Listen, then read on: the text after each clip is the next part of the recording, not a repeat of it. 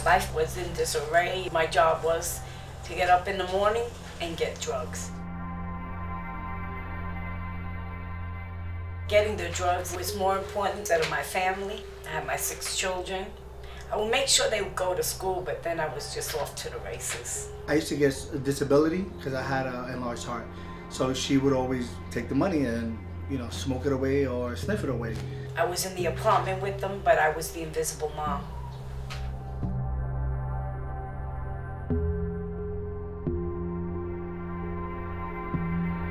I left the children alone. I went to my friend's house in another part of Brooklyn. There was a big blizzard. It was freezing cold, there was no transportation, and all I was thinking about was getting drugs. I was standing on the corner saying to myself, what am I doing? I'm gonna die out of it. At 5:30 in the morning, they gave me a token, and I went to Kings County Detox. And there was a gentleman named Robert Dockery. He came and spoke about Project Return.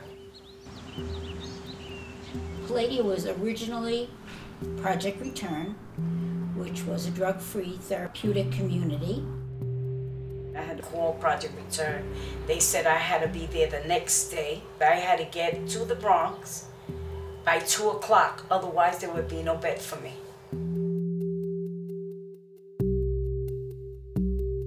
I got on the train and that $10 in my pocket. Every stop the train made, I knew where to get off to spend that $10 on drugs. I knew every place in Brooklyn, but I stayed on the train.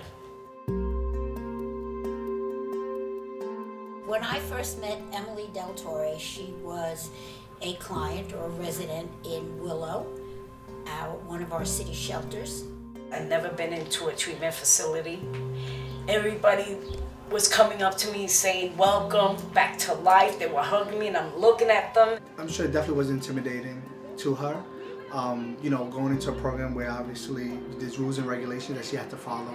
Everybody had to have a job function, and they picked me to work in the kitchen. So I stayed there and I learned a lot about responsibility, which I had lost along the way. Little by little, there was a change in her.